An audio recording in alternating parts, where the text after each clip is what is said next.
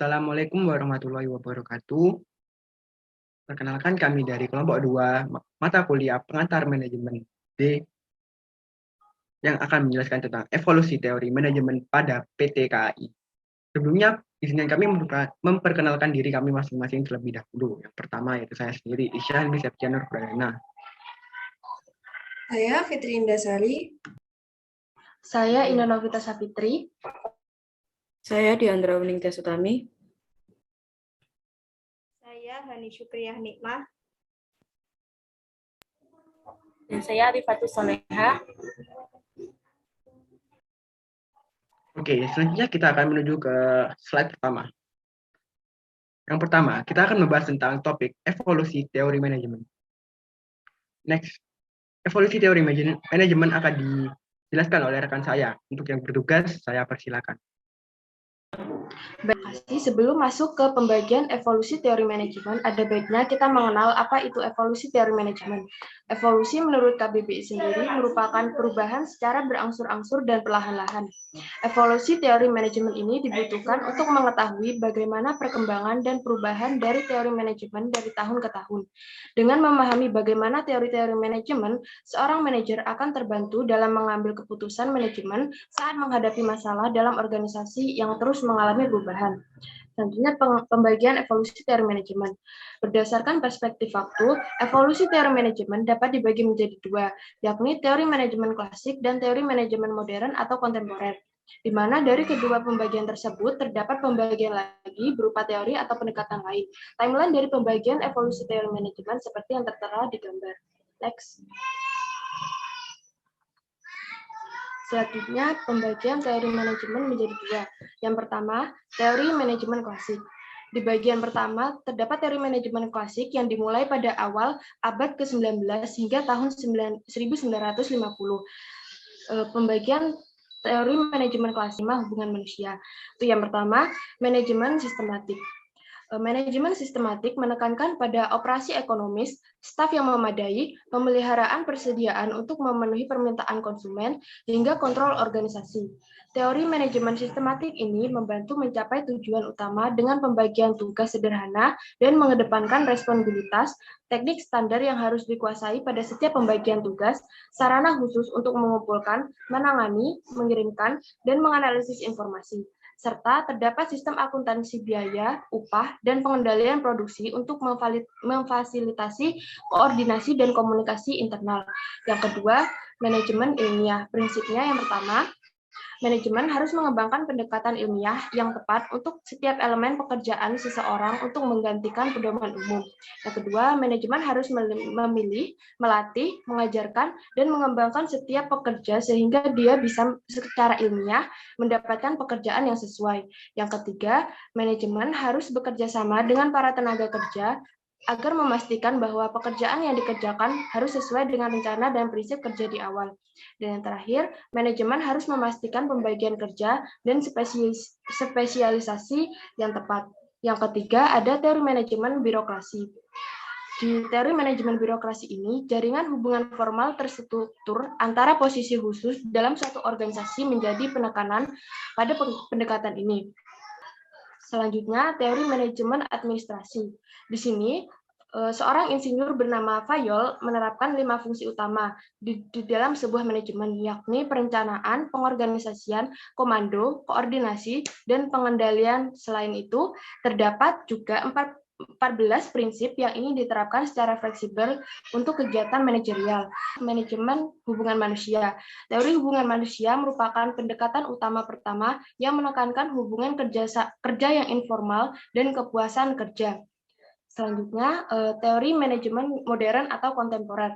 Pendekatan teori manajemen kontemporer ini sudah berkembang sejak dimulainya Perang Dunia Kedua hingga saat ini. Yang pertama, manajemen kuantitatif. Pendekatan ini membantu seorang manajer membuat suatu keputusan dengan mengembangkan ilmu dan model matematika untuk pemecahan masalah. Saat teori ini berkembang, komputer sudah hadir sebagai fasilitas pengembangan spesifik untuk metode kuantitatif. Selanjutnya, teori perilaku organisasi. Teori ini belajar dan mengidentifikasi aktivitas manajemen yang mempromosikan efektivitas pekerja dan pemahaman terkait sifat kompleks dari proses individu, kelompok, dan organisasi. Teori perilaku organisasi sendiri berasal dari berbagai disiplin ilmu seperti psikologi dan sosiologi. Yang ketiga, ada teori sistem. Teori sistem menekankan bahwa suatu organisasi merupakan sistem terbuka karena bergantung pada masukan dari dunia luar, seperti bahan mentah, sumber daya manusia, dan modal. Yang keempat, perspektif kontingensi. Kemungkinan yang harus diperhatikan oleh seorang manajer supaya bisa mengkategorikan situasi lalu memilih strategi, struktur organisasi, atau proses manajemen keadaan yang tepat adalah yang pertama dengan memperhatikan keadaan dari luar organisasi lingkungan. Yang kedua, kekuatan dan kelemahan internal dari organisasi. Yang ketiga, nilai, tujuan, keterampilan, dan sikap manajer kepada pekerja dalam organisasi. Dan yang terakhir, jenis tugas, sumber daya, dan teknologi yang perusahaan gunakan. Next. Selanjutnya kita akan membahas tentang perubahan-perubahan yang terjadi pada PT Kereta Api Indonesia. Nah, yang pertama yaitu dari awal mula dari PT Kereta Api. Yang pertama yaitu Staatspoorwegen atau SS. Nama aslinya nama lengkapnya yaitu Staatspoor and Tramwegen in Netherlands Indie atau SSNT. SS dimiliki oleh pemerintahan Hindia Belanda dengan kepala jawatan pertama yaitu David Marshall dan petinggi SS yang pertama yaitu Johannes Grol sebagai yang menemani David Marshall. Sejarah dari SS sendiri yaitu proposal konsesi kereta api diajukan oleh pengusaha perkebunan yaitu W. Pullman A. Fraser EX Kool kepada pemerintah Hindia Belanda dengan jalur Semarang, Pecarongan, Gubuk, Purwodadi, Surakarta, Yogyakarta pada tahun 1860. 2 tahun setelah pengajuan tersebut, akhirnya Gubernur Jenderal Hindia Belanda LAJW Baron Slot van den Belle menyetujui proposal mereka, tapi ada perubahan jalur. Selanjutnya pemerintah Hindia Belanda membangun sebuah perusahaan dengan nama NISM atau Netherlands Indices Spoorweg Maatschappij. Namun NISM mengalami defisit suntikan modal dalam membangun jalur pertama di Priangan dari mulai Bogor ke arah Sukabumi. NIS mengalami kendala finansial karena jalur tersebut merupakan medan yang berbukit-bukit dan menyulitkan konstruksi. Jalur ini diapit oleh 2 gunung, yaitu Gunung Pangrango dan Gunung Salak. Tentu saja wilayah berbukit-bukit ini akan berdampak pada begitu beratnya konstruksi jalur kereta api di lapangan. Karena akan banyak jembatan yang harus dibangun dan jalurnya pun harus berkelok-kelok naik turun. Pengerjaan jalur Priangan lantas diambil alih oleh Staatspoorwegen atau SS, perusahaan milik Kerajaan Belanda pada tahun 1879.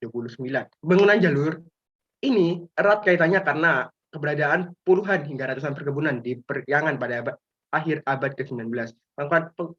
Pengangkutan kopi dari dataran tinggi ke pantai menjadi masalah besar sebagaimana diterangkan oleh sosiolog Belanda Jan Bremen dalam buku berjudul Keuntungan Kolonial dari Kerja Paksa Sistem Priangan dari Tanam Paksa Kopi di Jawa 1820-1870. Dan terus menyatakan ketika ia datang tahun 1808 hampir tidak ada jalan yang dapat dilewati. Penyetoran biji kopi ke gudang pengapalan biasanya menggunakan kerbau, padahal jumlah binatang ini sangat sedikit. Karena sulitnya medan perjalanan menyebabkan perjalanan pulang pergi Bandung membutuhkan waktu lebih dari 2 bulan. Papar Jan Bremen. Nah, dari lamanya waktu itu, menurut Agus Mulyana dalam buku Sejarah Kereta Api di Priangan terbitan 2017, ia menulis lambannya pengangkutan dapat mengakibatkan banyaknya hasil bumi yang menumpuk di gudang-gudang di daerah pedalaman dan membusuk karena tidak terangkut. Alasan kuat selanjutnya yaitu Pulau Jawa memiliki akses transportasi yang terbatas. Padahal Pulau Jawa merupakan pulau paling maju yang ada di Hindia Belanda. Namun pada masa itu hanya yang moda transportasi yang ada yaitu hanya menggunakan jalan raya seperti berdati dan kereta kuda. Sedangkan untuk sungai menggunakan sampan. Moda-moda tersebut terbilang membutuhkan waktu yang lama, padahal produk-produk pertanian membutuhkan waktu yang cepat untuk dikirim. Next. Nah, setelah itu akhirnya kan SS dikukuhkan melalui Stadsblad nomor 141 pada tanggal 6 April atas permohonan penerus dari PP Van Bos yaitu Fransen van der Putte. Maka akhirnya resmi SS didirikan. Nah, bagaimana SS beroperasi? SS mengalami banyak perubahan dalam keorganisasiannya dengan pemerintah Hindia Belanda. Karena pada 1 Maret 1888 SS dilebur ke dalam Departemen Pekerjaan Umum Hindia Belanda atau Burgerlijk Openbaar Werken dengan dipimpin oleh Inspektur Jenderal. Selanjutnya pada 1 Juli 1909 jabatan kereta api dan tram negara Staatspoor and Tramwegen dilebur dalam Departemen Perusahaan Negara Government Bedrijven dan dipimpin oleh kepala inspektur. Pada tahun 1917, SS mengalami strukturisasi, yaitu terorganisasi menjadi bagian-bagian yang dipimpin oleh kepala bagian, dan kepala jabatan dipimpin oleh direktur perusahaan negara yang memegang pimpinan dalam pemasangan, persediaan, dan lingkungan eksploitasi jalan kereta api dan tram. Pada Maret 1924, Kepala Dinas Pengawasan Kereta Api dan Tram IR Sargat dengan seizin pemerintah Hindia Belanda membagi wilayah pengawasan SS menjadi 3, eksploitasi barat, tengah, dan timur dengan dipimpin oleh kepala inspektur. Namun, kepala inspektur di sini pada awal pelaksanaannya hanya sebagai pelaksana saja. Dan yang keempat, SS membentuk divisi-divisi untuk wilayah Pulau Sumatera dan Pulau Sulawesi. Yang kelima, pembangunan jalur-jalur kereta SS melalui pengamatan dan penganalisisan kebutuhan akan kereta api. Contohnya pada awal abad ke-20 muncul pemukiman baru, yaitu yakni Kemayoran di sebelah timur, Kiding di barat kota Welfare, dan sebagainya. Nah, setelah ada pemukiman baru, dirasa diperlukan sebuah jalur kereta api, sehingga akhirnya dibangun jalur kereta api dari pengambil alihan BOS pada tahun 1897 dan jalur NS ke Bogor pada tahun 1931.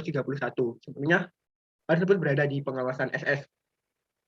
Selanjutnya sempat ada mogok kerja. Dilansir dari tirto.id, sempat ada mogok kerja akibat buruh kereta api yang diupah sangat rendah, sehingga upah rendah yang diberikan pemerintah kolonial membuat buruh SS bergerak melakukan mogok sejak awal 1923. Pemogokan buruh kereta api pada 10 Mei 1923 merupakan pemogokan terbesar dalam sejarah kolonialisme Belanda. Ketujuh, yaitu pada saat Belanda menyerah tanpa syarat kepada Jepang, perkereta apian Hindia Belanda beralih ke Jepang dan namanya berubah menjadi Riku Yuku di bawah pimpinan Angkatan Darat Jepang ke-16. Selama penguasaan Jepang, operasional kereta api hanya diutamakan untuk kepentingan perang. Seluruh perusahaan kereta api di Jawa dan Madura digabungkan menjadi satu, yaitu Riku Yuku. Next, kaitan sistem manajerial SS dengan teori evolusi manajemen. Sistem manajerial SS, menurut analisis kami dari data yang kami kumpulkan, manajerial dilakukan oleh perusahaan SS atau tas proyek merupakan contoh dari implementasi dari dua jenis teori manajemen, yaitu teori manajemen sistematis dan teori manajemen ilmiah yang jika berdasarkan pembagian waktu termasuk pendekatan manajemen klasik. Yang pertama, teori manajemen sistematis, tugas dibagikan ke buruh secara spesialisasi melalui kerja rodi. Karena pada masa tersebut dapat kita ketahui bersama bahwa posisi dia Belanda sebagai negara jajahan dari Belanda. Yang kedua, yaitu SS bergerak untuk memenuhi demand akan jasa modal transportasi. Kereta api di wilayah yang membutuhkan utamanya untuk hasil pertanian seperti pada kasus Kemayoran di sebelah timur yang mulai muncul pemukiman sehingga membutuhkan jasa transportasi, juga dari pengajuan pembangunan kereta api di daerah yang membutuhkan kereta api untuk moda transportasi pengangkutan hasil pertanian dan perkebunan. Bahkan untuk di Pulau Sumatera dan Pulau Sulawesi, SS ini menangkap kebutuhan akan kereta api. Yang ketiga, yaitu manajerial fokus pada operasional internal. Karena manajer fokus pada demand yang banyak pada masa itu, utamanya akibat kebutuhan di Eropa dan negara Belanda itu sendiri. Yang keempat, SS tidak memperhatikan buruhnya dan lebih fokus pada produk mereka. Karena buruh dipaksa bekerja tanpa balasan yang layak, juga tidak terorganisasi dengan baik seperti yang tercantum pada data bahwa ada mogok kerja akibat upah yang sangat rendah. Yang kelima, yaitu SS berupaya mengontrol biaya dan produksi.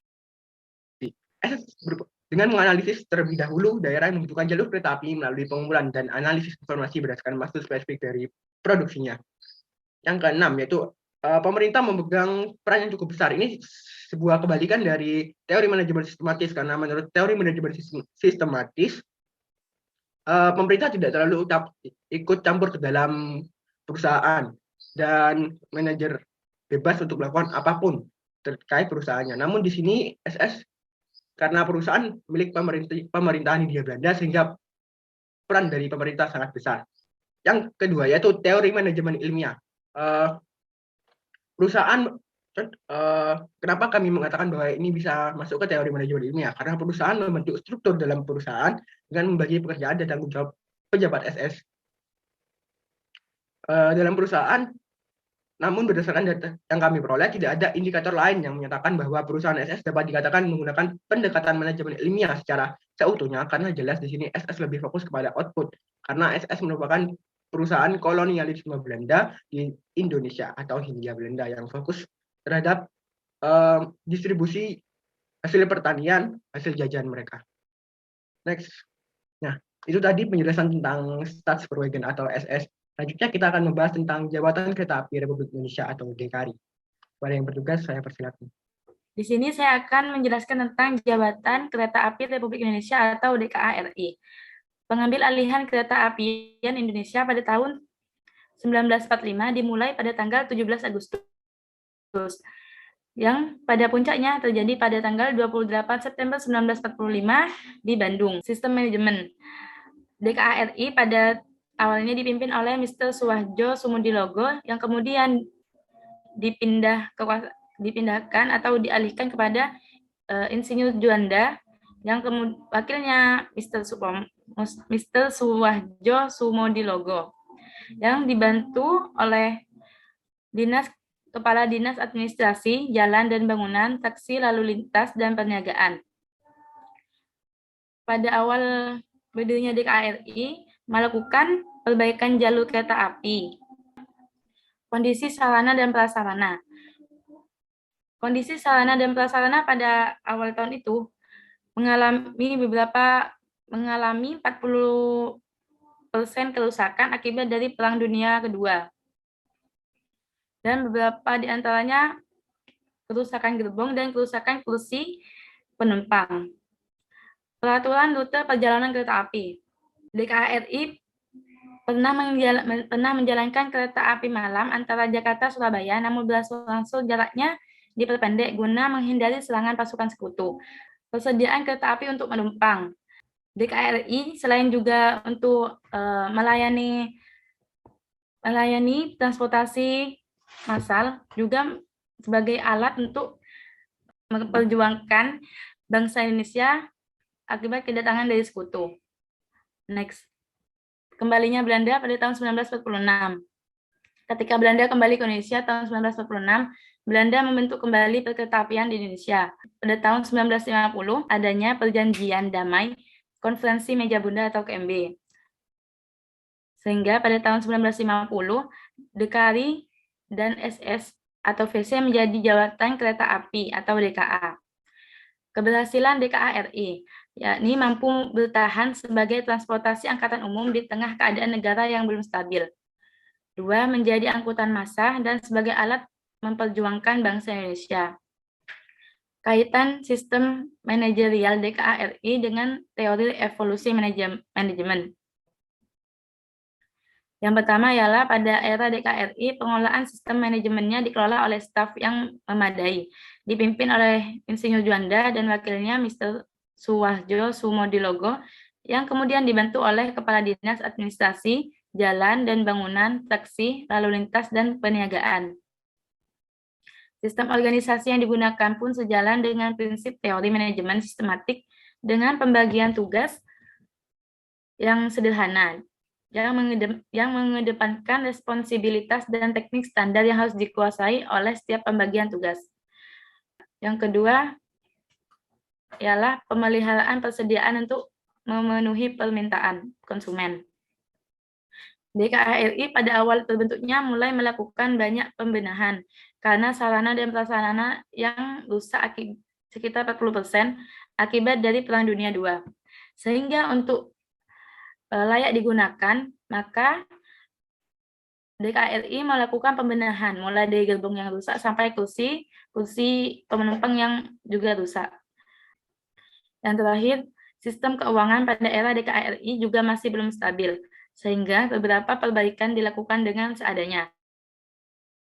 Pada masa ini, batu bara merupakan barang yang sulit untuk didapatkan, sehingga untuk bahan bakar yang menggunakan kayu jati. Pada teori manajemen sistematis juga mengedepankan pada operasi ekonomis.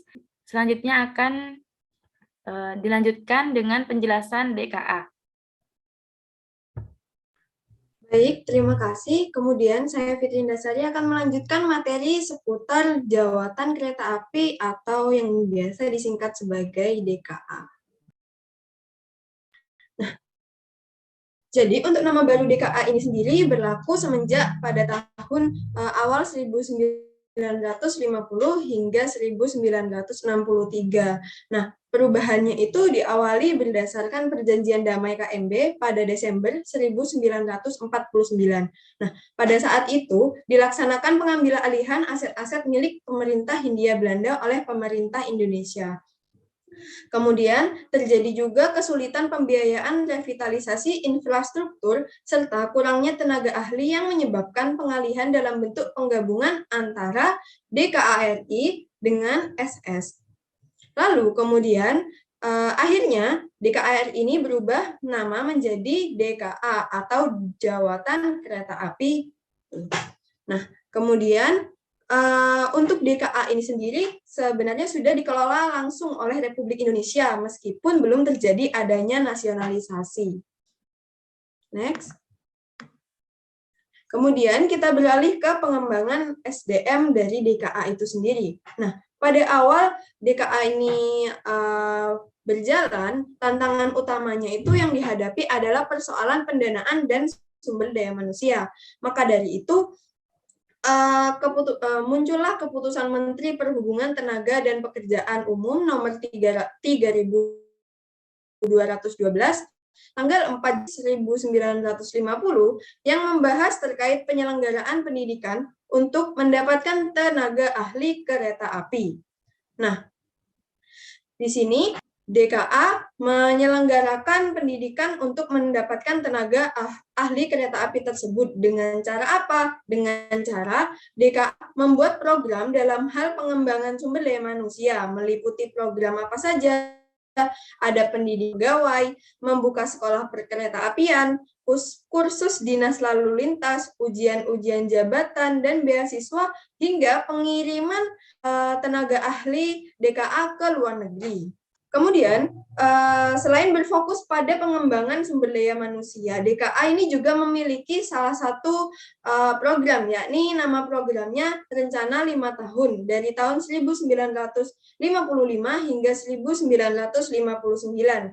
Nah, di kebijakan rancangan 5 tahun ini berisi apa sih? Kebijakan ini tuh berisi rancangan pembangunan. Pembangunan apa saja? Pembangunan seperti rehabilitasi lintasan-lintasan yang sudah rusak, kereta penumpang dan gerbong-gerbong yang sudah rusak, rehabilitasi jembatan, terowongan, rumah-rumah dinas, dan bangunan-bangunan lainnya yang perlu direhabilitasi. Nah, kemudian kita beralih ke dinamika pegawai. Apa sih dinamika pegawai itu? Jadi, pada saat era DKA ini, dinamika yang terjadi bisa merubah kehidupan para pegawai DKA. Salah satunya itu berdasarkan yang pertama ini, kenaikan gaji dan tunjangan yang diberikan oleh perusahaan kepada para pegawainya tidak diberikan merata kepada seluruh pegawai. Dinamika yang kedua disebabkan oleh pakaian dinas yang digunakan oleh para pegawai berbeda-beda, tergantung pada pangkat pegawai yang bersangkutan. Dan yang ketiga yang menyebabkan adanya dinamika pegawai yakni rumah dinas yang banyak disalahgunakan oleh para pegawai yang tidak bertanggung jawab.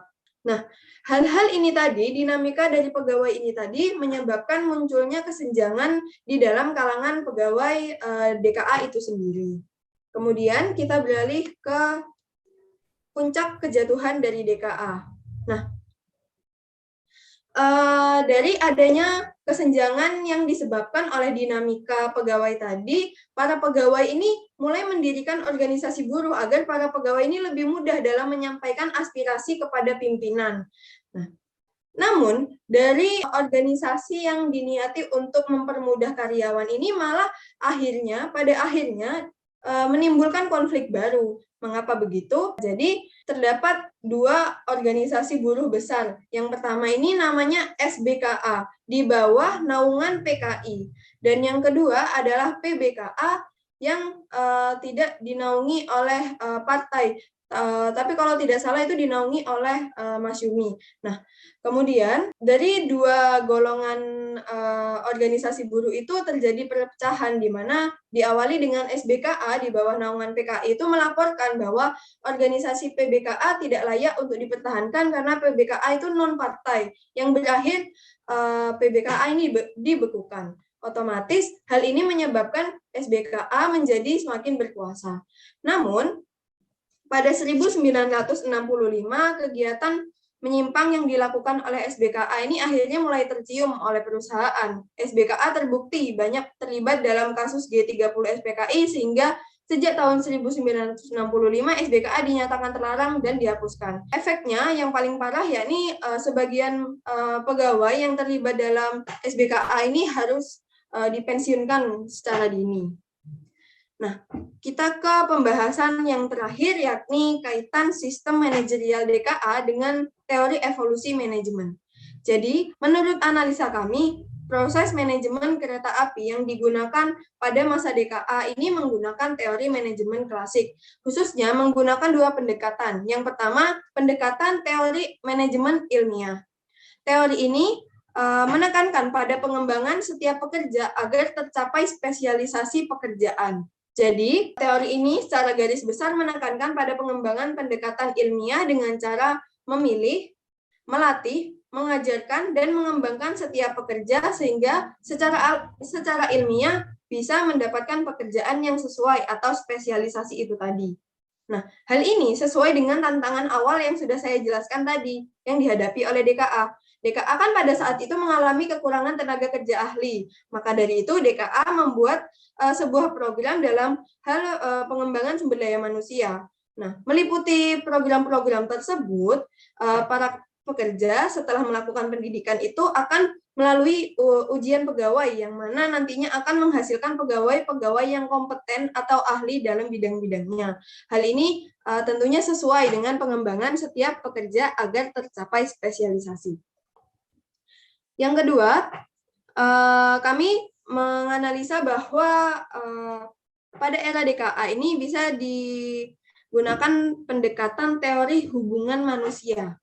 Nah, teori ini menekankan pada bagaimana proses psikologis dan interaksi sosial dalam situasi pekerjaan yang dapat memengaruhi kinerja para pegawainya. Nah, teori ini juga menekankan pada hubungan kerja yang informal dan kepuasan dari para pekerja itu sendiri. Hal ini sesuai dengan keadaan DKA pada saat itu, di mana banyak terjadi dinamika yang sudah saya jelaskan tadi, yang merubah kehidupan para pegawai DKA. Seperti mulai dari permasalahan skala gaji, permasalahan penggunaan seragam dinas, dan juga adanya tunjangan rumah dinas yang ternyata disalahgunakan. Nah, ketiga hal tersebut menciptakan pemikiran negatif di kalangan karyawan-karyawan perusahaan kereta api pada saat itu. Mereka beranggapan bahwa kesenjangan di antara petinggi dan karyawan itu cukup besar ya, dan para karyawan ini menganggap bahwa direktur itu tidak tegas dalam mengatasi permasalahan-permasalahan yang ada. Dan terakhir, cukup beredarnya pemikiran bahwa bekerja pada perusahaan kereta api, khususnya pada era DKA ini, terlalu banyak kebijakan yang mengekang karyawan, sehingga menimbulkan ketidakharmonisan itu tadi. Nah, akhirnya para pegawai itu tadi kan menciptakan sebuah organisasi buruh agar para pekerja bisa lebih mudah dalam menyampaikan aspirasi mereka. Nah, dapat dilihat dari sini adanya interaksi sosial yang kurang baik antara karyawan, antara petinggi dan karyawan, sehingga menimbulkan ketidakharmonisan dalam pekerjaan yang pada akhirnya akan berdampak juga pada produktivitas dan efisiensi perusahaan. Itu saja dari saya. Kemudian penjelasannya akan dilanjutkan oleh Perusahaan Nasional Kereta Api atau PNKA.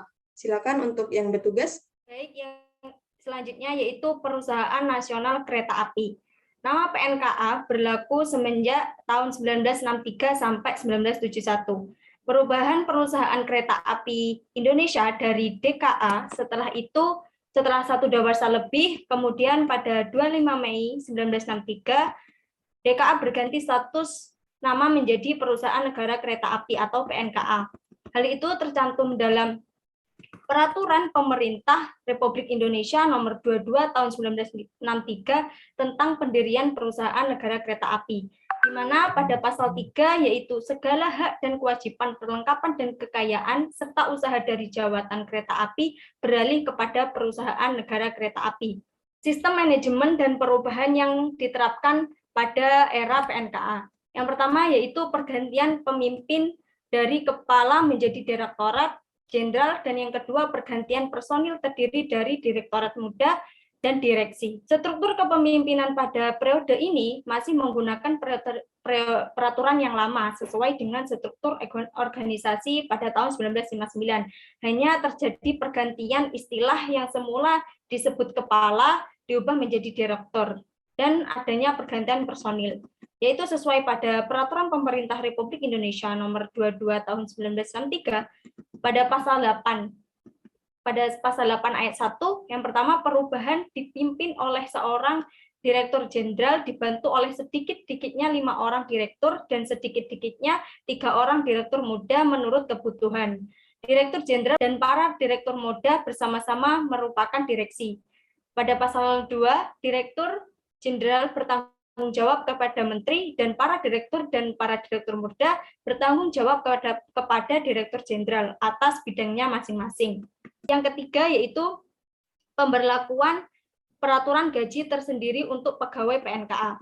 Pada tanggal 1 Januari 1964 berlaku peraturan gaji tersendiri untuk pegawai-pegawai PNKA, yaitu gaji pegawai perusahaan negara kereta api atau PPE NKA 1964, yaitu peraturan pemerintah nomor 14 tahun 1962. Yang selanjutnya yaitu revitalisasi SDM dengan aspek regulator dan operator. Revitalisasi sumber daya manusia di PNKA meliputi 2 aspek, yaitu regulator dan aspek operator.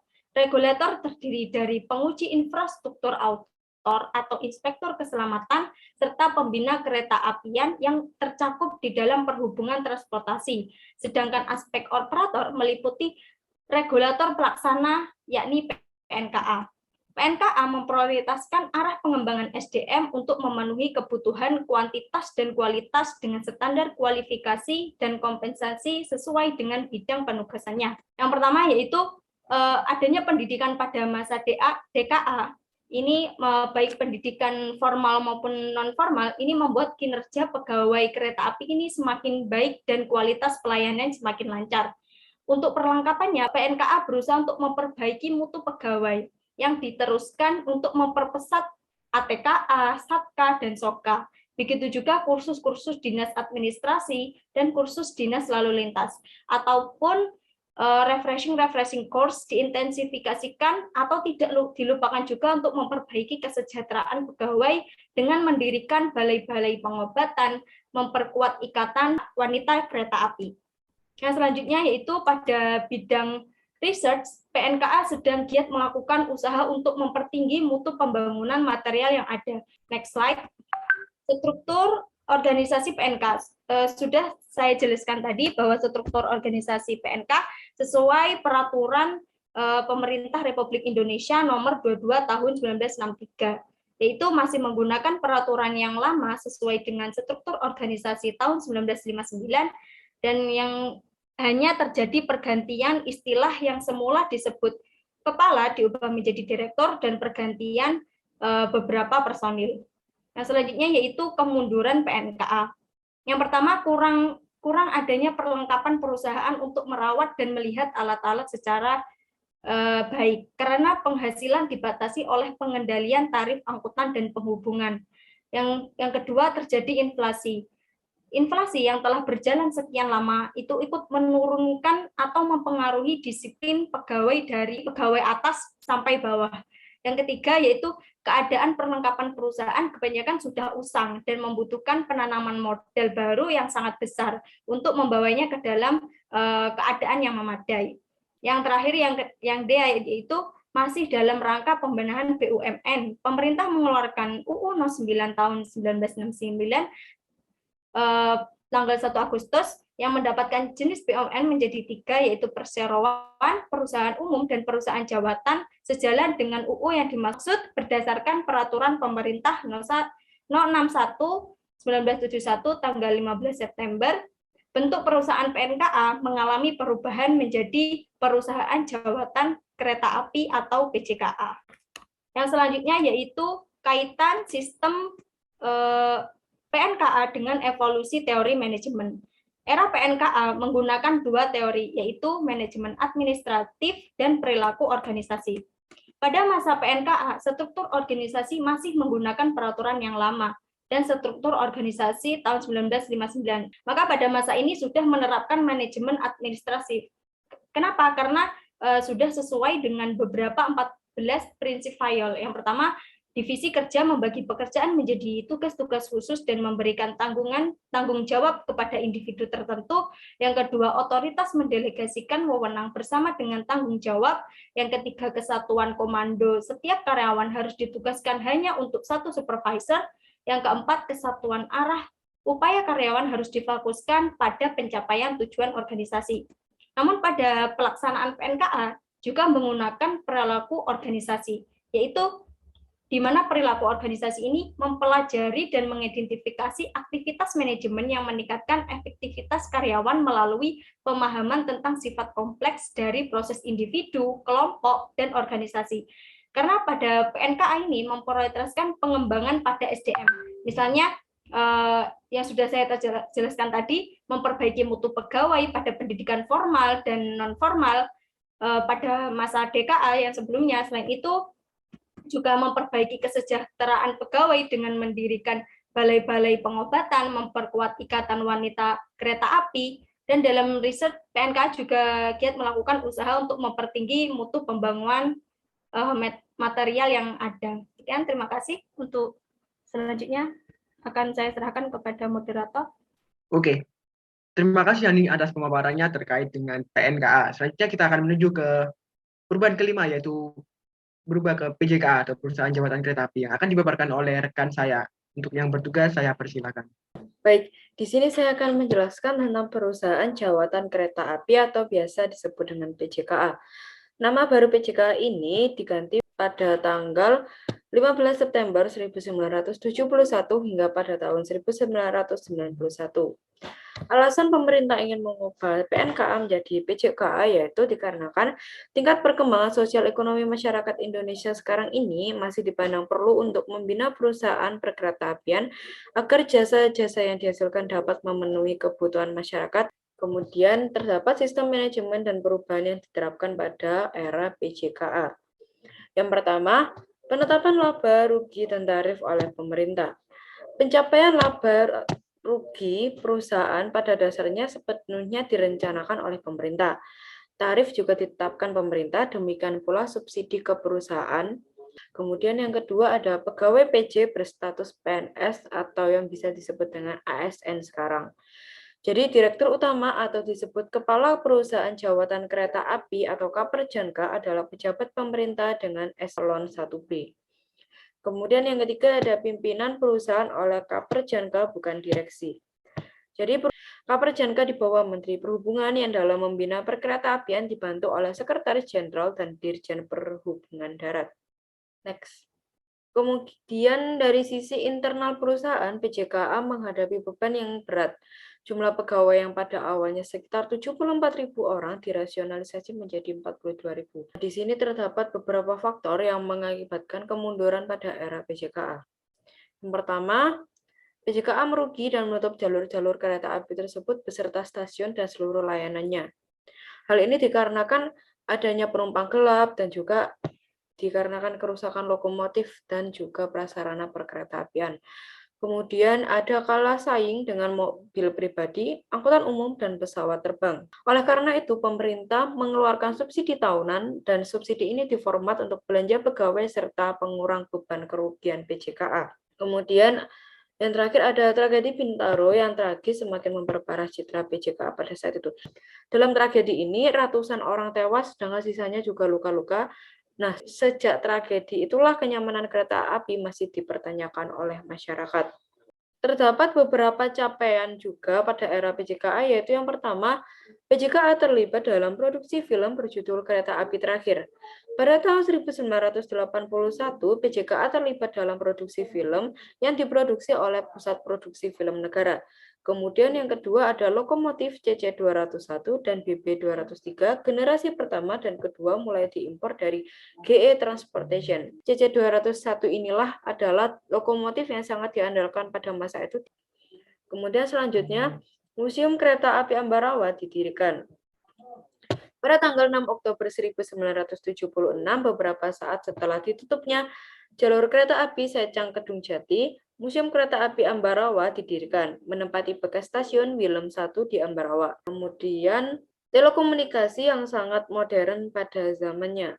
Jadi telekomunikasi dengan nama proyek T03 dan juga ada telepon toka berwarna hijau adalah andalan PJKA dan itu sangat luar biasa pada zaman itu. Kelima ada proyek komprehensif.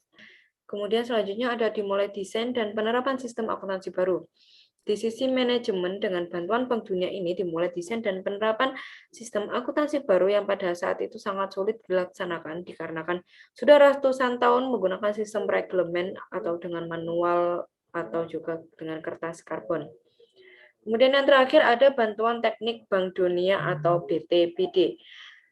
Jadi telah dimulai bantuan teknik Bank Dunia ini dan sangat berpengaruh pada kebijakan dan strategi perusahaan masa berikutnya. BTPD ini antara lain melakukan studi banding ke luar negeri untuk 200-an kader PJKA yang selanjutnya menjadi pimpinan di berbagai tingkat dan wilayah PJKA. Next. Kaitan sistem manajerial PJKA dengan evolusi teori manajemen. Jadi manajerial yang dilakukan oleh perusahaan PJKA ini merupakan implementasi dari jenis teori manajemen yaitu teori perspektif kontingensi.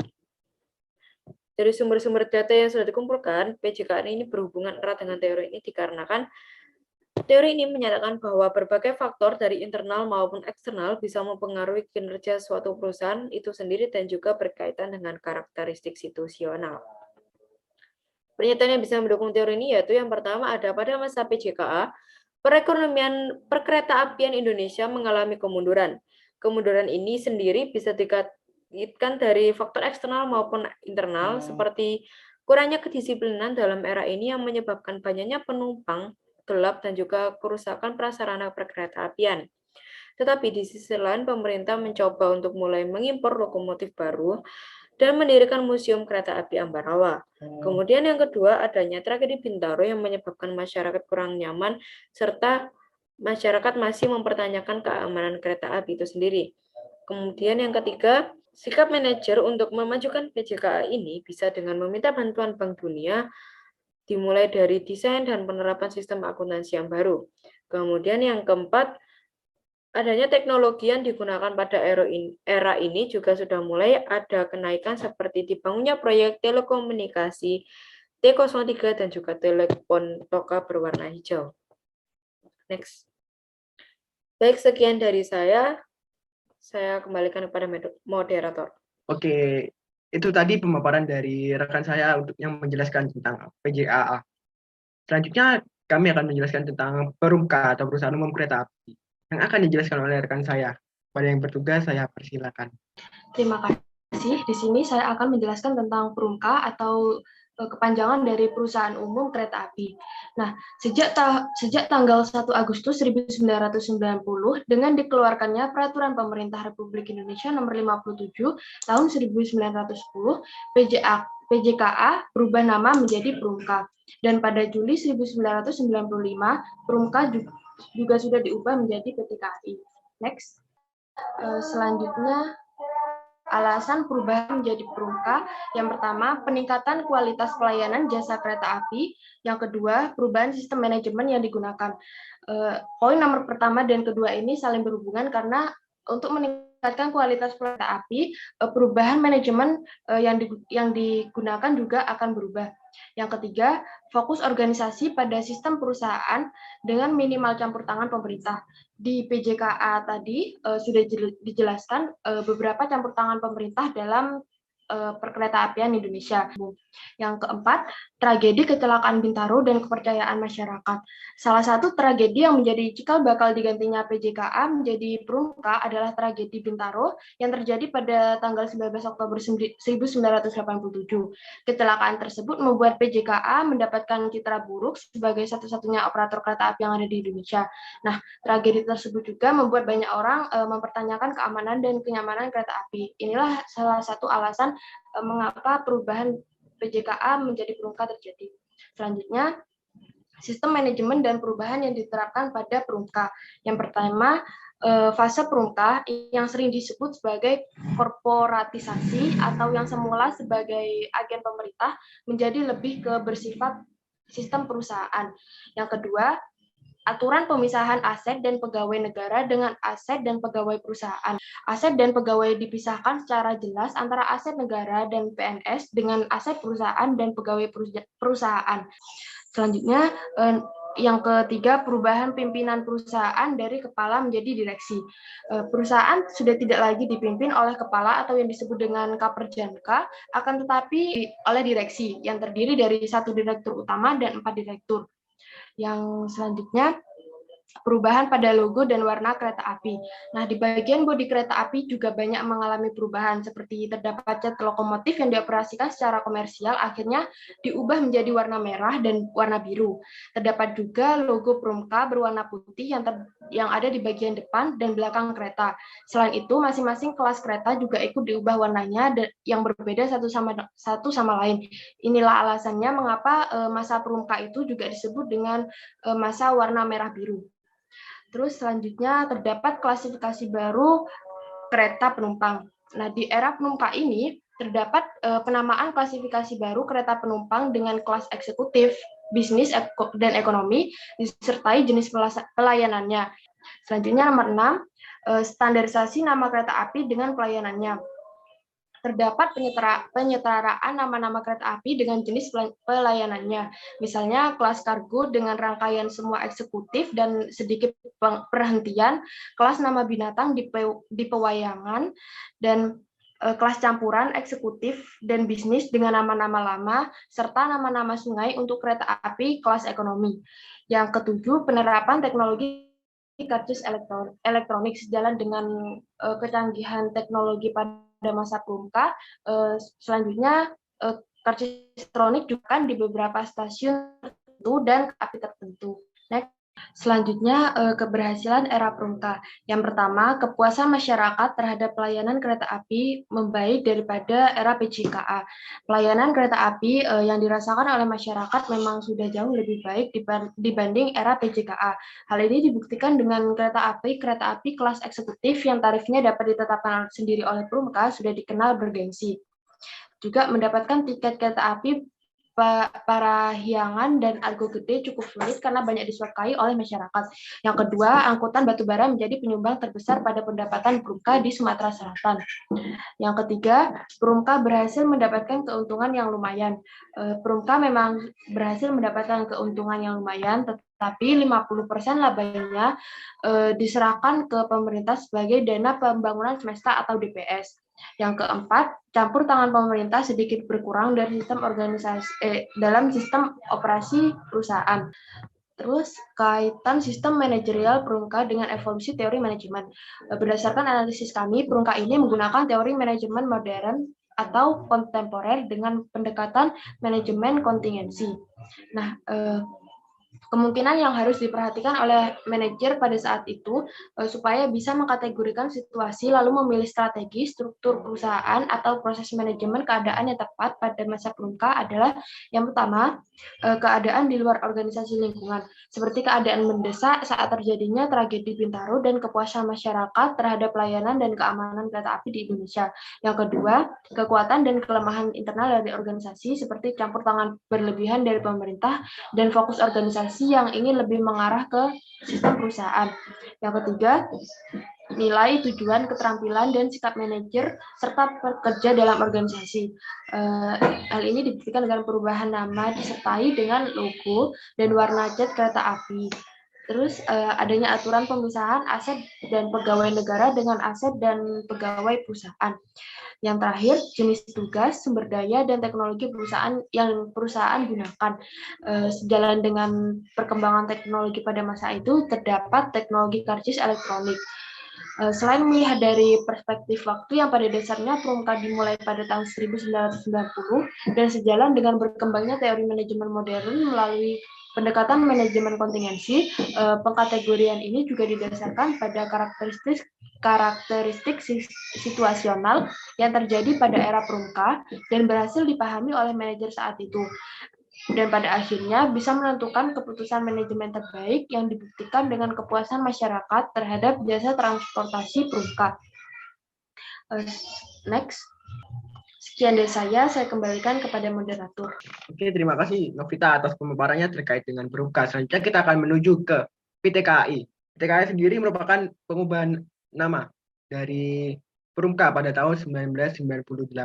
Awalnya Perumka berubah nama menjadi PT KA atau Perusahaan Terbatas Kereta Api Persero. Namun pada tahun 2010 ada perubahan kembali karena menurut direksi dari PT KA penambahan nama Indonesia itu dianggap sangat penting sehingga dikeluarkan instruksi direksi nomor 16 garing OT 203 garing KA 2010 yang meresmikan nama resmi perseroan berubah menjadi PT Kereta Api Indonesia Persero. Kenapa kok namanya diubah menjadi dari Perumka menjadi PT KA kemudian menjadi PT KAI? Nama perusahaan kereta api berubah karena dari perubahan dari Perumka menjadi PT KA Persero karena perusahaan ingin mengubah bentuknya dari perum menjadi perseroan terbatas. Dilansir dari annualreport.id, alasan Perumka berubah nama menjadi PT KA yaitu untuk mendorong Perumka menjadi pengurusan bisnis jasa. Dengan status barunya, PT KA beroperasi sebagai lembaga bisnis yang berorientasi pada laba. Namun, untuk tetap menjalankan sebagian misinya sebagai organisasi pelayanan publik, pemerintah menyediakan dana Public Service Obligation atau PSO, dan PSO sendiri adalah subsidi yang diberikan oleh pemerintah untuk masyarakat Indonesia.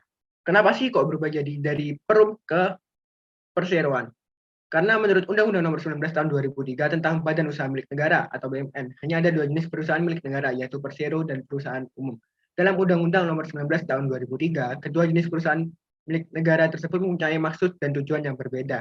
Jika ditinjau dari tujuan dan pembagian sahamnya, untuk perum berdasarkan pasal 1 ayat 4 UU BUMN, perum adalah BUMN yang seluruh modalnya dimiliki oleh negara dan tidak terbagi atas saham, yang tujuannya untuk kemanfaatan umum berupa penyediaan barang dan atau jasa yang bermutu tinggi dan sekaligus mengejar keuntungan berdasarkan prinsip pengelolaan perusahaan.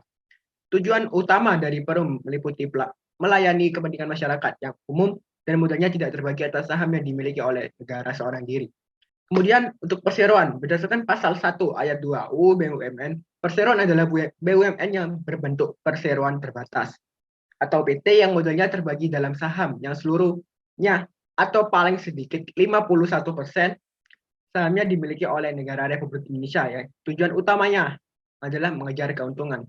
Namun tentu perbedaan tersebut tidak menghambat fungsi dan peran dari BUMN di dalam pembukaan Undang-Undang Dasar tahun 1945 yang meliputi untuk memajukan kesejahteraan masyarakat umum dan keadilan sosial bagi seluruh rakyat Indonesia. Dan PT KAI sendiri dipimpin oleh direktur utama seperti pada masa Perumka. Dan saham PT KAI sendiri 100% dipegang oleh pemerintah Indonesia. Dan pemegang saham utamanya yaitu Menteri BUMN. Next. Nah, bagaimana sih sistem operasi pada PT KAI? Sistem operasi pada PT KAI. Pertama, dasar hukum pendirian PT KAI dari perubahan dari bentuk sebelumnya yaitu Perumka. Diambil dari annualreport.id. Dasar hukum pada tanggal 1 Juni 1999 sesuai Akta Notaris Imas Fatima SH SPN nomor 2. Kepemilikan PT KAI yaitu dimiliki oleh pemerintah Republik Indonesia 100%. Pencatatan di bursa saham not available atau tidak ada, kode saham not available juga atau tidak ada, modal dasar yaitu 9.880 miliar rupiah. Modal ditempatkan dan disetor penuh yaitu 3.296.547 juta rupiah. Jaringan usaha dibagi menjadi 9 daerah operasi atau DAOP, dibagi menjadi 3 divisi regional atau DIFRE yang ada di Sumatera. Untuk DAOP ada di Jawa, 3 subdivisi regional atau subdivri, dan 5 balai jasa. Kemudian terjadi perbaikan kembali sesuai dengan Akta pada tanggal 13 September 1999 nomor 14. Akta penginggiran tersebut telah menjadi pengesahan dari Menteri Kehakiman Republik Indonesia melalui surat keputusan tanggal 1 Oktober 1999 nomor C17171 HT 0101 TH99 dan telah diumumkan dalam Berita Negara Republik Indonesia tanggal 14 Januari tahun 2000 nomor 4 tambahan nomor 240/2000. Pada awalnya KAI hanya melaksanakan kegiatan usaha layanan jasa perkeretaapian. Namun, seiring perkembangan zaman dan kebutuhan akan sarana penunjang dan dinamika bisnis global yang semakin naik turun, maka KAI merasa bahwa diperlukan sebuah sarana dan penunjang untuk perkeretaapian di KAI. KAI akhirnya menawarkan produk usaha penunjang lainnya dengan memanfaatkan resources yang dimilikinya, yaitu contohnya pengelolaan properti yang terkait dengan jasa kereta api, pariwisata berbasis kereta api, restoran yang ada di kereta api dan juga ada di stasiun yang ada di kereta api atau disebut dengan on-train service, dan kemudian ada jasa catering dan distribusi logistik. Sehingga saat ini dilansir dari website resmi KAI, PT Kereta KAI saat ini memiliki 7 anak perusahaan, yaitu KAI Service, KAI Bandara, KAI Komuter, KAI Wisata, KAI Logistik, KAI Properti, dan PT Pilar Sinergi BUMN Indonesia. Operasi PT KAI yaitu mengupayakan untuk menciptakan good corporate governance karena terdapat PKB atau Perjanjian Kerja Bersama. Contohnya pada periode 2017-2019 antara PT Kereta Api Indonesia Persero dengan Serikat Pekerja Kereta Api. Maksud dan tujuan dari PKB pada periode tersebut yaitu sebagai pedoman bagi para pihak untuk menciptakan keharmonisan, keseimbangan hubungan kerja dan bersinergi dalam meningkatkan produktivitas pekerja dan kesejahteraan pekerja sesuai dengan ketentuan peraturan perundang-undangan ketenagakerjaan. Tujuan dibuatnya PKB ini adalah untuk menjamin kepastian hukum bagi para pihak dalam hubungan industrial secara proporsional serta menciptakan hubungan kerja yang dinamis dan bersinergi sesuai dengan peraturan perundang-undangan ketenagakerjaan. Hal yang dibahas dalam PKB ini yaitu A. Penghasilan, B. Uang lembur, C. Cuti, B. Jaminan sosial tenaga kerja, D. Tabungan hari tua, dan lain-lain. Next. Nah, apa saja sih keberhasilan PT KAI setelah mengubah namanya dari Perungkam menjadi PT KA kemudian PT KAI? Yang pertama yaitu berorientasi pada kepuasan pelanggan, sehingga kepentingan pelanggan menjadi hal yang paling krusial. Kedua, yaitu KAI selalu rutin melakukan survei kepuasan pelanggan. Tujuan dari survei ini yaitu memberikan pelayanan yang prima dengan menggunakan identifikasi prioritas sehingga didapatkan identifikasi prioritas perbaikan dan tindakan yang perlu dilakukan selama periode mendatang. Pada 2020 sendiri, KAI telah melakukan survei terhadap 1.400 responden di stasiun dan 1.950 responden di kereta api untuk mengukur kepuasan pelanggan. Ketiga, yaitu berangkat dengan tepat waktu dan durasi perjalanan yang dirasa pas oleh para penumpang. Yang keempat, yaitu keamanan dari kereta api yang cukup terjamin. Bahkan KAI menawarkan asuransi jiwa di tiket kereta api. Yang kelima, yaitu penerapan protokol kesehatan terjamin, utamanya pada masa pandemi seperti sekarang ini. KAI mendapatkan indeks kepuasan pelanggan di angka 4,37 untuk fasilitas penunjang kesehatan seperti APD, face shield, alat pengukur suhu. Yang keenam yaitu kebersihan sarana perkeretaapian selalu terjamin, karena contohnya di dalam rangkaian kereta api terdapat petugas kebersihan yang bernama on-trip cleaning yang membantu menjaga kebersihan kereta api. Yang ketujuh yaitu terdapat fasilitas yang memadai di setiap stasiun. Fasilitas tersebut misalnya musola, kamar mandi, ruang perokok, wastafel di setiap stasiun kereta api, dan bahkan ruang menyusui, serta ruang bermain anak-anak di beberapa stasiun besar. Yang ke-8 yaitu ruang tunggu yang nyaman. Yang ke-9 kereta ber-AC dan tanpa asap rokok. Yang ke-10 KAI juga berfokus pada pengembangan SDM. Seperti pada informasi yang saya dapatkan di website kai.id, contohnya melalui kerjasama dengan Bank Mandiri dan Badan Pengembangan SDM Perhubungan atau BPS DMP untuk mengembangkan SDM di bidang perkeretaapian.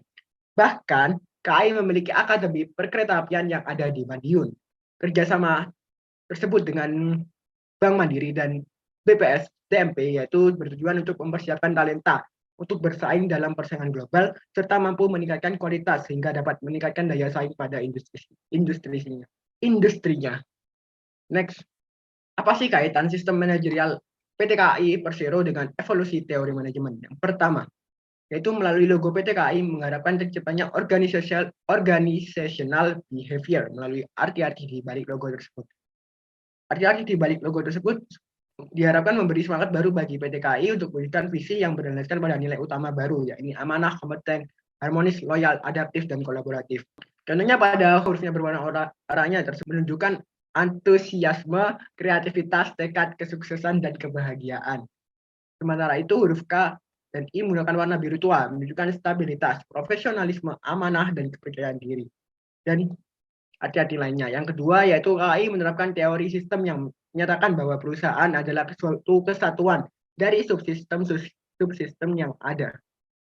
Dalam hal ini, subsistem tersebut terdiri dari anak-anak perusahaan KAI yang bertujuan menunjang KAI agar lebih optimal. Yang ketiga yaitu di dalam internal KAI mereka menggunakan pembagian tugas dan tanggung jawab yang jelas antar fungsional dan struktural. KAI dipimpin oleh direktur utama yang bekerja di bawah Menteri BUMN. Di bawah direktur utama terbagi lagi menjadi struktural yang lebih spesifik dengan tugas dan tanggung jawab masing-masing, seperti pada pendekatan manajemen sistematis. Keempat, KAI memiliki prosedur dan standarisasi teknis dalam operasionalnya seperti pada pendekatan manajemen sistematis. Yang kelima yaitu KAI juga melakukan penelitian terlebih dahulu dalam tindakannya, sebelum melakukan tindakannya, contohnya melalui survei untuk meneliti produk KAI apakah sudah sesuai dengan pasar, sesuai permintaan pasar atau belum. Hal ini sesuai dengan pemaparan dari pendekatan manajemen ilmiah. Yang keenam yaitu KAI juga melakukan pengembangan SDM agar objektif organisasi tercapai dan bekerja berada di tempat yang tepat seperti yang dipaparkan pada pendekatan manajemen ilmiah. Right person has right job. Direktur utama di sini juga merupakan sebagai profesi. Di bagian senior manager dan ilmu manajemen diajarkan seperti pada pendekatan dan ilmu manajemen diajarkan seperti pada pendekatan manajemen administratif. Yang kedelapan yaitu KAI juga melakukan PKB dengan serikat buruh yang telah disepakati bersama yang mencerminkan pendekatan human relation. Pada PKB ini perusahaan bertujuan untuk memberikan kepuasan kepada pekerja karena pekerja yang bahagia akan menyebabkan pekerja tersebut bisa lebih produktif dibanding hanya dengan hadiah tambahan uang. Hal ini juga terlihat dengan lingkungan kerja KAI yang bersih dan rapi sehingga psikologis pekerja KAI juga meningkat. Kesembilan yaitu KAI menggunakan pendekatan manajemen kuantitatif dalam menyurvei kepuasan pelanggan. Hal ini dapat dilihat dari KAI melakukan survei terhadap 1.400 responden di stasiun dan 1.950 responden di kereta api untuk mengukur kepuasan pelanggan dengan angka 1 untuk sangat tidak puas hingga angka 5 untuk sangat puas. Dari survei tersebut, tingkat kepuasan pelanggan KAI pada semester 2 tahun 2020 berada di angka 4,23%. 4,23 naik sebesar 0,03 dibandingkan dengan semester sebelumnya, yaitu 4,20. Poin tertinggi yang diperoleh dalam survei tersebut adalah dimensi non-fisik, yaitu ketepatan waktu. Yang 10, KAI berorientasi pada kepentingan pelanggan sehingga kepuasan pelanggan menjadi hal yang sangat krusial, seperti pada pemaparan teori manajemen sistem. Ke-11 yaitu kontingensi dalam KAI berkaitan dengan upaya KAI melihat masa depan yang berkaitan dengan A. Pelanggan dan kondisi eksternal KAI. Contoh pada masa pandemi, KAI menerapkan protokol kesehatan untuk keberlangsungan operasional KAI di tengah masa pandemi. Yang kedua, yang B, yaitu mencari tahu kelebihan dan kelemahan KAI melalui survei pelanggan. Yang C, menjelaskan nilai, tujuan, dan keterampilan dan sikap pegawai KAI melalui budaya kerja KAI. D, KAI juga membagi pekerjaan dan tanggung jawab sesuai keahlian, menggunakan sumber daya yang ada dengan sebaik-baiknya. Oleh karena itu tercipta anak-anak perusahaan dari KAI dan selalu terbuka terhadap teknologi yang bisa menunjang operasional KAI. Melalui hal-hal di atas, KAI dapat memahami situasi untuk memformulasikan strategi kompetitif KAI menghadapi persaingan dengan moda transportasi lain. Menurut analisis kami dari data yang telah kami kumpulkan, PT KAI atau PT KA untuk nama sebelumnya menggunakan pendekatan manajemen kontemporer, utamanya pada pendekatan manajemen perspektif kontingensi melalui pengembangan teori sistem. Pendekatan manajemen kontingensi yang merupakan pengembangan dari pendekatan teori sistem pada teori sistem, manajemen dipahami sebagai suatu kesatuan yang saling memengaruhi. Organisasi adalah sistem yang terbuka yang tergantung pada input dari dunia luar seperti SDM dan modal. Perusahaan mentransformasikan input menjadi output yang dibutuhkan pasar. Pada kasus PT KAI adalah pelayanan dan jasa. Itu adalah outputnya. PT KAI memperhatikan setiap faktor yang berbeda, baik internal maupun eksternal, yang dapat juga mempengaruhi performa dari organisasi. PT KAI berusaha memahami kontingensi melalui analisis terhadap keadaan dan reaksi konsumen dan reaksi dunia luar terhadap perusahaan yaitu PT KAI. Next. Nah, barusan adalah materi terakhir terkait dengan perubahan pada PT KAI. Baik, terima kasih. Sekian pemaparan dan presentasi kami pada hari ini. Kurang lebihnya mohon maaf. Jika ada pertanyaan silakan ditanyakan. Jika ada yang ingin dievaluasi silakan dievaluasi. Wassalamualaikum warahmatullahi wabarakatuh.